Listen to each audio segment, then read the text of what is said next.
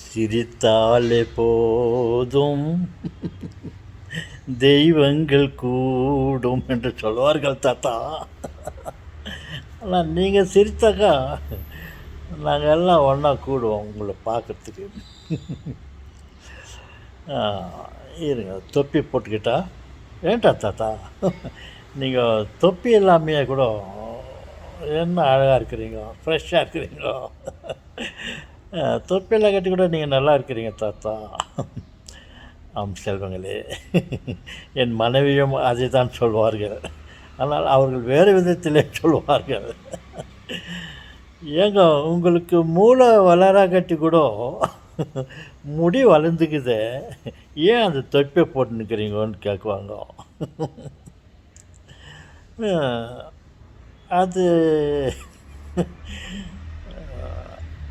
ஒரு விதத்தில் உண்மையாக கூட எனக்கு தோன்றுகிறது. ஓ, உங்களுக்கு உண்மையாக தோன்றுதா தாத்தா? ஆம் சொல்லுவாங்க, வேடிக்கையாக சொல்வார்கள்.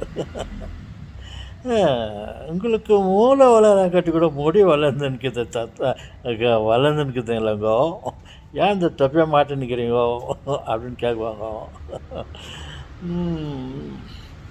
எனக்கு என்ன சொல்கிறதுன்னு தெரியாது.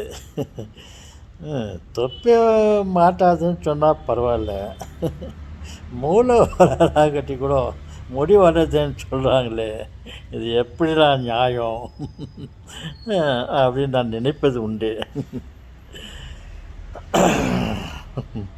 தாத்தா, நீங்கள் காலையில் சில உண்மைகளை சொல்லுகிறீர்கள் தாத்தா, நாங்கள் கூட அதை தான் நினைக்கிறோம். என்ன நினைக்கிறீங்களோ?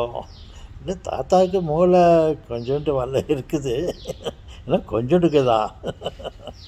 ஓகே செல்வங்களே, நீங்களும் சில உண்மையை தான் சொல்லுகிறீர்கள் தாத்தா. சரி தாத்தா, நீங்கள் வேறு ஏதாவது ஒரு உண்மையை சொல்லுங்கள் தாத்தா. எல்லோரும் சொல்கிறாங்களே, இந்த நாக்கை நம்பக்கூடாது, அது இப்போ ஒன்று பேசும் அப்புறம் ஒன்று பேசும் அப்படின்னு சொல்கிறாங்களே தாத்தா, அது உண்மையா தாத்தா? இல்லை சொல்கிறாங்களே, அது விஷயமாக ஆழமாக எனக்கு தெரியாது. எனக்கு தெரிந்த வரையில் அந்த நாக்கு உண்மையைத்தான் பேசும், நிலைமையைத்தான் அது தெரிவிக்கும். எப்படி தாத்தா சொல்கிறீங்கோ? ஏதோ ஒரு உதாரணத்தின் மூலிமா சொல்லுங்கள் தாத்தா. எல்லாம் அதுதானே சொல்கிறாங்க, எவிடென்ஸ் இருந்தால் தான் வேலை ஆகுதுன்னு சொல்கிறாங்களே. அந்த மாதிரி நீங்கள் ஏதாவது ஒரு உதாரணத்தை வச்சு சொல்லுங்க, அதை வச்சுக்கிட்டு நீங்கள் சொல்கிறது கரெக்டாக இல்லையான்னு நாங்கள் முடிவு பண்ணுறோம் தாத்தா. மக்கள் தீர்ப்பே மகேசன் தீர்ப்பே சொல்லுவார்களே, அந்த மாதிரி நாங்கள் காத்து கொண்டிருக்கிறோம் உங்களுடைய உதாரணத்திற்கு. சரி சொல்லுங்களே, சுருக்கமாக சொல்லுகிறேன், நேரம் கழித்து கொண்டே போகிறது, அப்புறம் என்னுடைய வீடியோவை தள்ளி விடுவீர்கள். சரி, கமான் தாத்தா, start now, your time starts. Okay செல்வங்களே.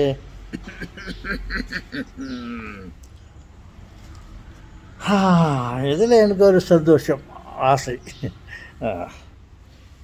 ஏன் தாத்தா இதை போடுறீங்க? சும்மா ஒரு ஸ்டைலுக்காக நான் போடுறேன் சொல்லுங்களே. தாத்தா, நீங்கள் தொப்பி போட்டாக்கா இன்னும் அழகாக்குறீங்க தாத்தா. நீங்களும் என் உடன்பிறப்புகள் இல்லையா? நீங்களும் உண்மையைத்தான் சொல்லுகிறீர்கள். ஓகே, விஷயத்திற்கு வருவோம். நாக்கு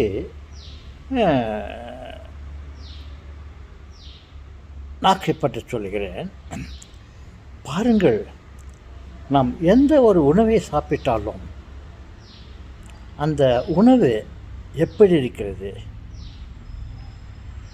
இனிப்பாக இருக்கிறதா, கசப்பாக இருக்கிறதா, துவர்ப்பாக இருக்கிறதா, புளிக்கிறதா, உரைக்கிறதா என்று அது உண்மையை சொல்லிவிடும். நீங்கள் உப்பை ஏற்று வாயில் போட்டு பாருங்கள், அது ஒவ்வொரு சர்க்கரையை ஆடிப்படுங்கள், அது இனிக்கும்.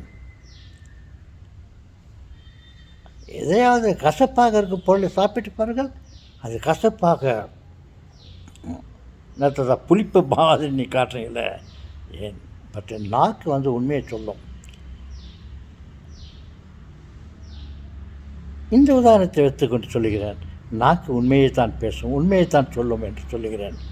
தாத்தா கரெக்டாக சொன்னீங்க தாத்தா.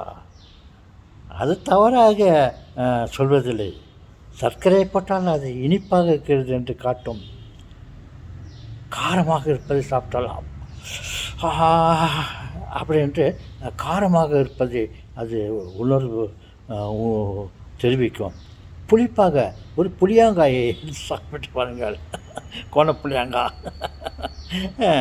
அது புளிப்பாக நமக்கு இருப்பதை தெரிவிக்கும். அப்படி சொல்லுங்களே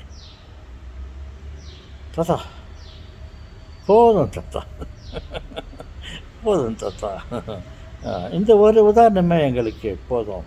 நாக்கு உண்மையைத்தான் தெரிவிக்கும் என்பது நாங்கள் தெரிந்து கொண்டோம் தாத்தா. சரிங்க தாத்தா, டைம் ஆகினே இருக்குது. டைம் ஆயிருந்தால் கூட நாங்கள் இந்த செல்ஃபோனை மூட மாட்டோம். எங்கள் தாத்தா எவ்வளோ நேரம் பேசினாலையும் எங்களுக்கு சந்தோஷம். காத்திருந்தேன் ராத்திரியெல்லாம் காத்திருந்தேன். எப்போ தாத்தா வந்து காலையில் பேசுவாருன்னு. ஏன் தாத்தா ராத்திரி பேசலை, தூங்கிட்டீங்களா? ஆமாம் சொல்லுங்களே. ஓகே, உண்மையை தெரிந்து கொண்டீர்களா? நாக்கு எப்போதும் உண்மையைத்தான் தெரிவிக்கும். அதை பார்த்தா உண்மையைத்தான் பேசும் என்று நான் நினைக்கிறேன், என்னை பொறுத்தவரையில். ஓகே.